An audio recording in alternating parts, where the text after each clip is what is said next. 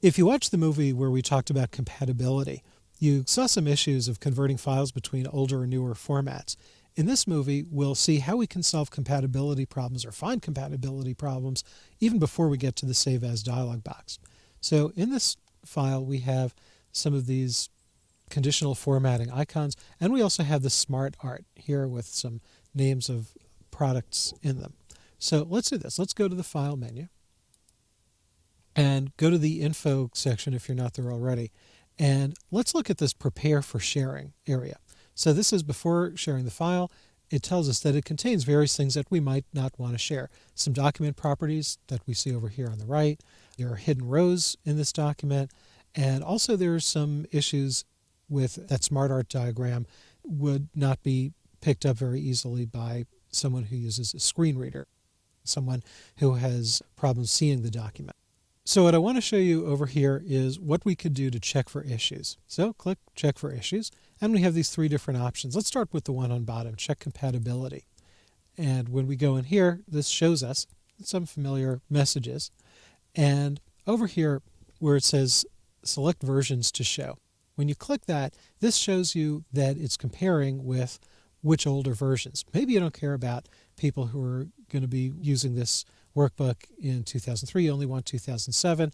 So now this only shows you what's happening for someone who's going to view this with 2007. Just minor loss of fidelity. And that usually means things like color shifts, like the green might shift to a slightly different green.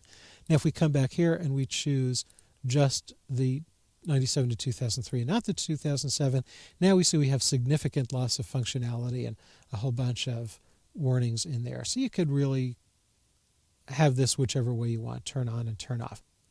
Thing is, let's say you fix something and then you come back to this dialog box, and then you fix something else, you come back to this dialog box. Well, that's kind of tedious.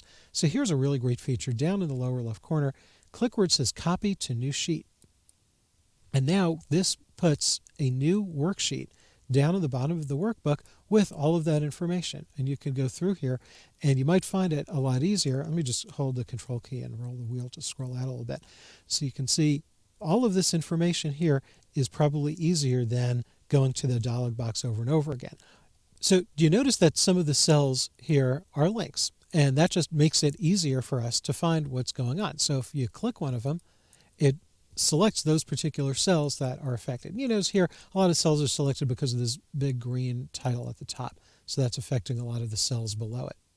Well, let's go back to the File tab, back to Info if you need to, back to Check for Issues. And this time let's choose the top option, Inspect Document. And this is going to tell us that we need to save the file first, so that's fine, let's do that. And now we can select or deselect any of these options that we want to check for. I'm going to leave them all selected, and let's click Inspect. And now this tells us, oh, okay, we have this problem, but we don't have that problem. So there's some document properties and personal information. Let me move this out of the way. So you can see there's some properties and things in there. So let's click Remove All. And you notice that those properties, most of them, not all of them, have been removed. Now they're hidden rows and columns. I'll click Remove All. And now those are gone. So now we know, and we can see by those nice blue check marks, that this workbook is pretty clean. We don't have any weird things in there that we don't want getting out. So let's click Close. And one more time, let's go back to Check for Issues. And let's look at Check Accessibility. And again, this is for the benefit of people who may have physical difficulty dealing with a computer or dealing with Excel. So click that. And over here, it gives us this pane of some warnings. Now it tells us missing alt text in a diagram. If you click this diagram here, you notice that it selects the smart art. And here's what's going on.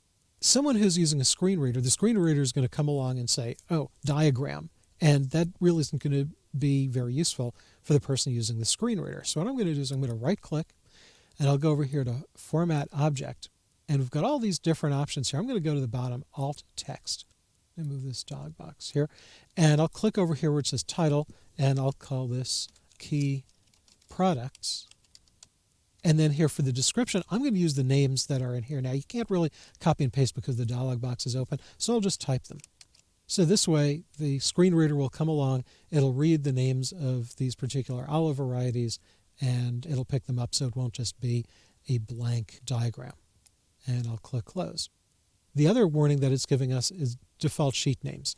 And these are simply the default sheet 1, sheet 2, and sheet 3. So then we could just double click. This hasn't changed, and we can call this inventory. I'll just call it January to June and press enter. So if you take the time to go through some of these options before saving a file and sending it along, you'll find that you'll save some headaches later on.